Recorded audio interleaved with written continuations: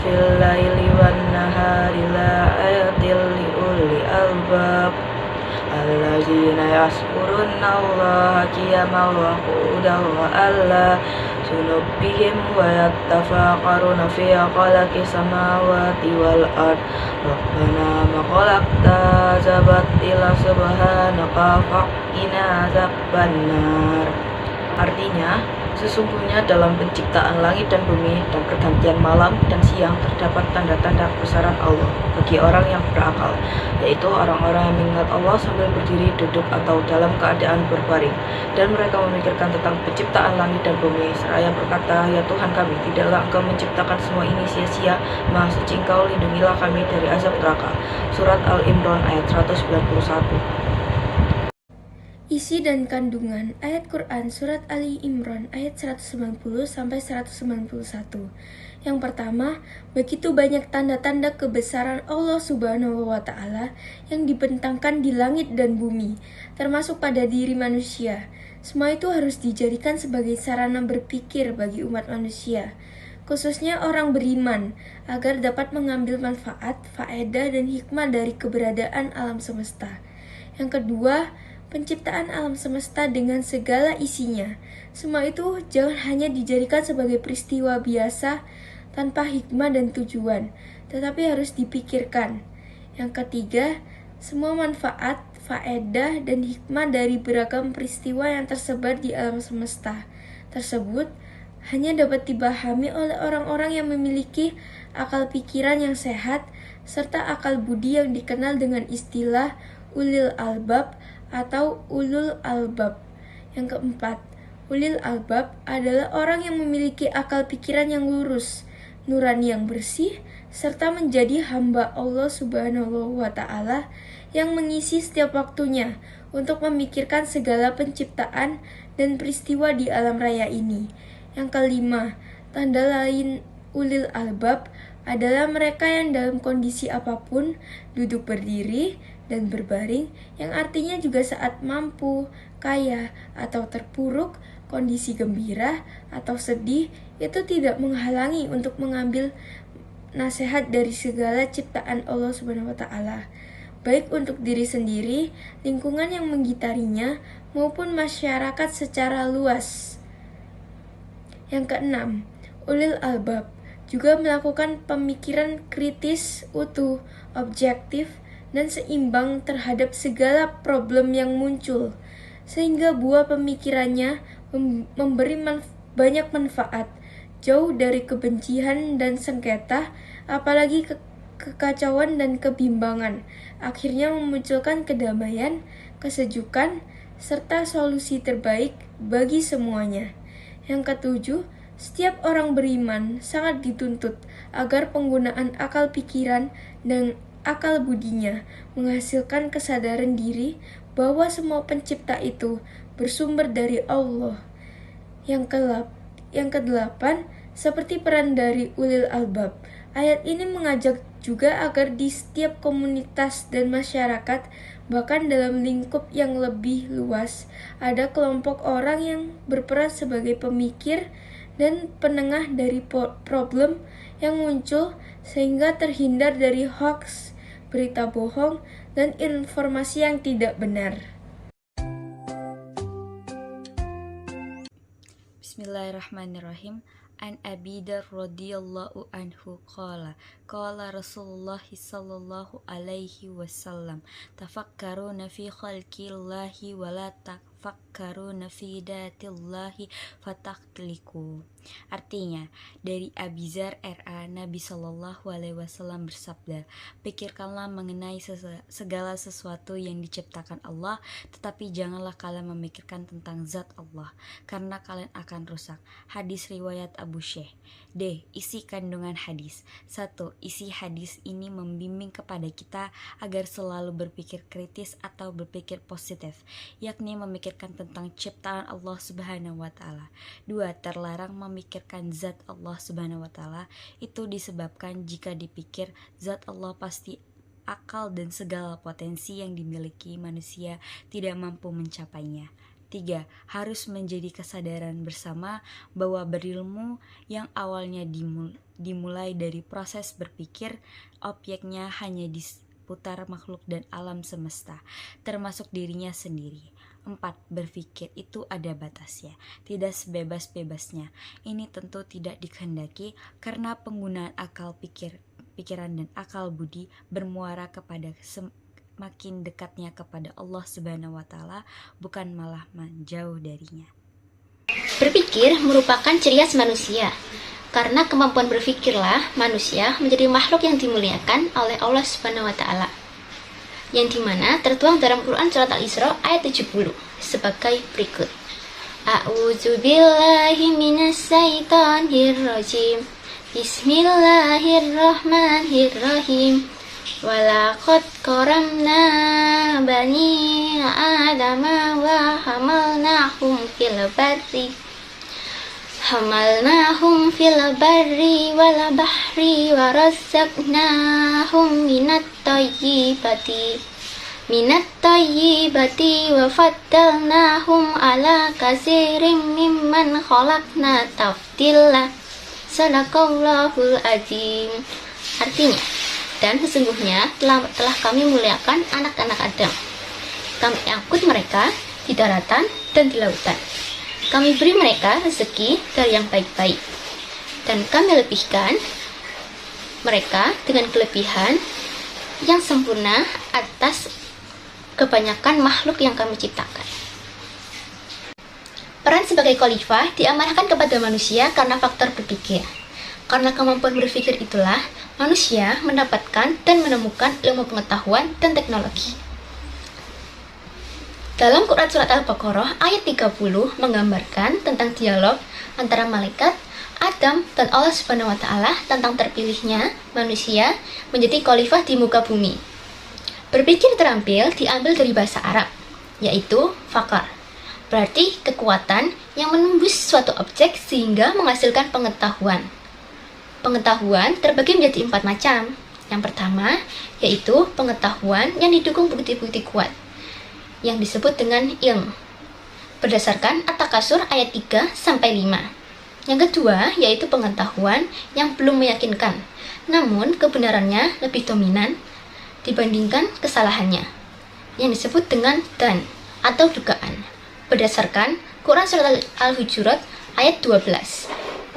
Yang ketiga, yaitu pengetahuan di mana kemungkinan pengetahuan benar dan salahnya seimbang, atau disebut dengan syak, atau keraguan. Yang keempat, yaitu pengetahuan yang didukung bukti yang lemah, sehingga kemungkinan salahnya lebih besar, yang disebut dengan wam.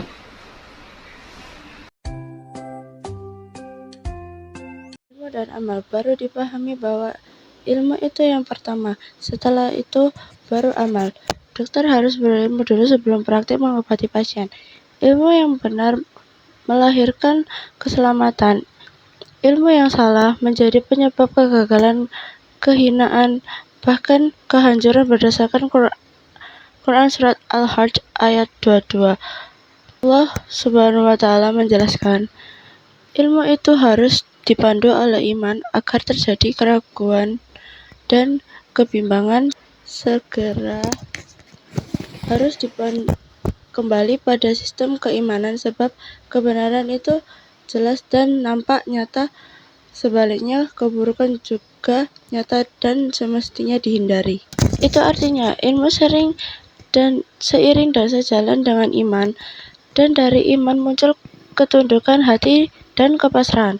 Hal ini sejalan dengan Quran Surat Muhammad ayat 47 yang menjelaskan dengan nada perintah fa'lam, yang berarti ketahuilah bahwa sesungguhnya tidak ada Tuhan selain Allah, dan memintalah ampun bagi dosamu dan bagi orang-orang mukmin.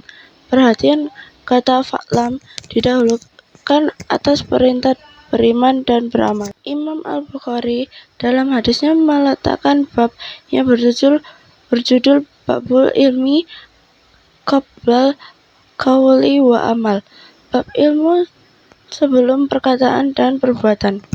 Para ulama melihat ilmu sebagai syarat sahnya perkataan dan perbuatan. Banyak sekali orang ikhlas, tetapi karena kekurangannya ilmu mereka sering menganggap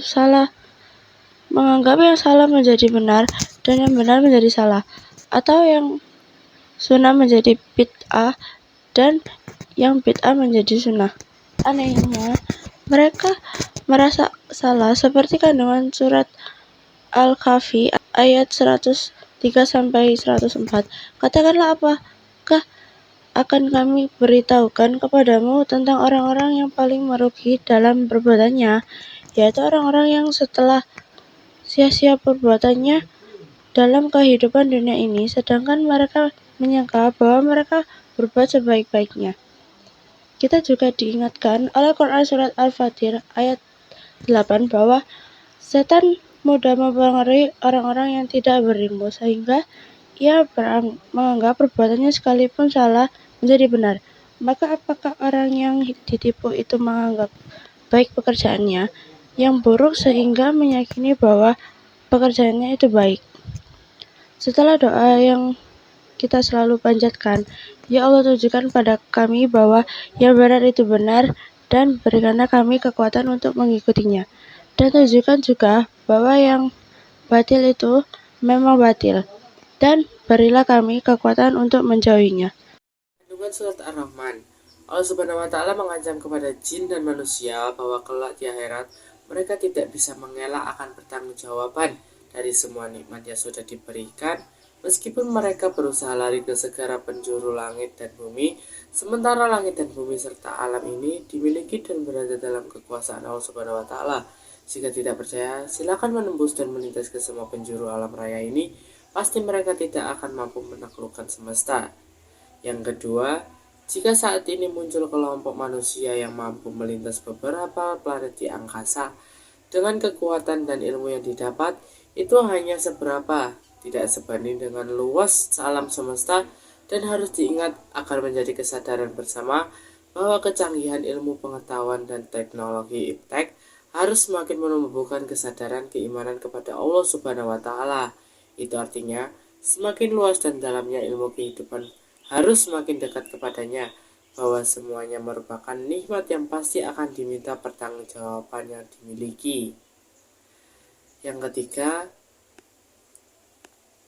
didahulukan penyebutan jin baru manusia, karena jin lebih memiliki kemampuan menembus luar angkasa, begitu juga di bumi meskipun lebih terbatas. Surat Ad-Jin ayat 72. Sebaliknya, saat Allah Subhanahu wa Ta'ala memberikan tantangan untuk membuat semisal Al-Quran, surat Al-Isra ayat 88 menyebutkan manusia didahulukan dibanding jin. Hal ini disebabkan kemampuan manusia lebih tinggi dibanding jin apabila paling ingkar menolak Al-Quran adalah jenis manusia. 4. Sebagian ulama menjadikan ayat ini sebagai isyarat ilmiah bahwa kekuatan yang penguasaan ilmu menjadi hal yang mutlak dimiliki jika ingin menjadi umat golongan atau kelompok yang sukses merengkuh. A'udzubillahi minasyaitonirrajim. Bismillahirrahmanirrahim. Sami'tu Abdullah ibn Abrinil Ash yaqulu sami'tu Rasulullah sallallahu alaihi wasallam yaqulu innallaha la yaqbidul ilman tizaan yastazi'udu minan nasi walakin yaqbidul ilman biqabdil ulama'i hatta idza lam yakruk aliman tahodan nasu ra'usa jahannala fasu'ilu fa'aftau bighairi ilmi fadallu wa'dalun. Diriwayatkan dari Abdullah bin Umar bin Ash radhiyallahu anhu, aku mendengar Rasulullah SAW bersabda, sesungguhnya Allah tidak mencabut ilmu dengan melenyapkannya dari dada manusia, tetapi dengan mewafatkan ulama. Sehingga setelah tidak ada seorang pun ulama, mereka manusia mengangkat orang-orang bodoh menjadi pemimpin. Mereka ditanya, tapi mereka atau pemimpin-pemimpin bodoh itu memberikan petunjuk tanpa ilmu.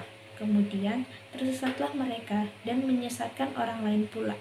Hadis riwayat Muslim. Isi atau kandungan dari hadis ini membicarakan tentang pentingnya penguasaan ilmu pengetahuan yang terkumpul dalam diri para ulama, bahwa mereka rela menghadapi segala rintangan dalam menuntut ilmu agar mereka bisa membuat karya yang dapat menginspirasi dan diteliti isi kandungannya, sehingga generasi di masa depan bisa mengambil manfaatnya. Wafatnya para ulama berpengaruh besar dalam kehidupan manusia. Akibatnya, problematik dunia yang saat ini semakin banyak susah dicari solusinya. Selain itu, wafatnya para ulama dapat memunculkan tokoh-tokoh baru yang terlihat hebat, padahal mereka membodohi kita, sehingga ilmu yang kita dapat itu menyesatkan dan keliru. Maka dari itu, kita diajarkan untuk lebih pandai memilih orang yang akan membimbing kita, agar kita tidak akan dibuat tersesat. Rajin, cinta, dan semangat kepada ilmu itu mutlak. Tetapi penting sekali melakukan seleksi ilmu agar terhindar dari hal-hal yang tidak diinginkan akibat kebodohan atau dibodohi pihak lain tanpa sadar. Penjelasan lebih luas mengenai iptek. Memiliki semangat dan mencintai ilmu seperti tema utama pada ajaran ini, ada baiknya kita hubungkan uraiannya dengan isi kandungan Quran Surat Al-Alaq, Surah 96 ayat 1 sampai dengan 5, yang terkenal dengan istilah Surat Iqra. Sebuah kata yang merupakan perintah Allah Subhanahu wa Ta'ala kepada manusia untuk membaca, mempelajari, meneliti, dan mengeksplorasi yang objeknya tidak disebutkan, namun jelas objeknya tentang apa saja yang diciptakan oleh Allah Subhanahu wa Ta'ala, baik ayat-ayat yang tersurat maupun ayat-ayat yang tersirat. Membaca, meneliti, dan menuntut ilmu itu harus berlandaskan nama Allah Subhanahu wa Ta'ala, sehingga terjadi keserasian hubungan antara pencinta ilmu dan pemberi ilmu. Artinya ridhonya didapatkan, dan dengan bertambahkannya ilmu semakin mendekatkan dirinya kepada Allah Subhanahu wa Ta'ala. Jika ini yang dilakukan, hasilnya tentu akan memberikan hasil yang baik kepada semua dan menghindarkan kita dari ilmu yang memberikan kehancuran bagi manusia dan alam semesta. Allah Subhanahu wa Ta'ala melalui surat Iqra mengungkapkan bagaimana proses tahapan penciptaan manusia, yakni sebagai makhluk mulia yang melekat di dalam dirinya dan diberi kesanggupan menguasai segala sesuatu yang ada di alam raya ini, serta menundukkannya untuk keperluan hidupnya melalui ilmu yang dimilikinya. Berkali-kali Allah Subhanahu wa Ta'ala memerintahkan kembali kepada manusia, khususnya umat Islam, agar selalu membaca karena bacaan tidak dapat melekat pada diri seseorang apabila ia tidak mengulang-ulanginya. Maka seakan-akan perintah mengulangi bacaan tersebut berarti mengulang-ulangi bacaan yang dibaca. Dengan demikian, isi bacaan itu menjadi satu dengan jiwa seseorang. Melalui rangkaian ayat ini, Allah Subhanahu wa Ta'ala menerangkan bahwa membaca itu berkaitan dengan qalam atau pena sebagai alat untuk menulis, sehingga tulisan itu menjadi penghubung antar jiwa manusia walaupun mereka berjauhan tempat. Sebagaimana mereka berhubungan dengan perantara lisan, qalam sebagai benda padat yang tidak dapat bergerak dijadikan alat informasi dan komunikasi, sehingga dapat pula dijadikan sebagai sarana belajar dan mengajar. Allah Subhanahu wa Ta'ala menyatakan bahwa manusia diajari untuk berkomunikasi dengan perantara qalam. Melalui ayat-ayat ini terbukti tingginya nilai membaca, menulis, dan berilmu pengetahuan. Jika tidak karena qalam, niscaya banyak ilmu pengetahuan yang tidak terpelihara, penelitian yang tidak tercatat, dan banyak ajaran agama hilang, serta pengetahuan orang yang terdahulu tidak dapat dikenal oleh orang-orang yang sekarang. Begitu pula tanpa qalam, tidak dapat diketahui sejarah orang-orang yang berbuat baik atau yang berbuat buruk. Tidak ada pula ilmu pengetahuan yang menjadi pelita bagi orang-orang yang datang di kemudian hari. Selain itu, melalui ayat-ayat ini menjadi bukti bahwa manusia yang berasal dari unsur yang mati dan awalnya belum berbentuk, akhirnya dijadikan Allah Subhanahu wa Ta'ala menjadi manusia yang sangat berguna dengan mengajarinya pandai membaca, menulis, berkomunikasi, serta mengetahui segala macam ilmu yang belum pernah diketahui dan dikenalinya.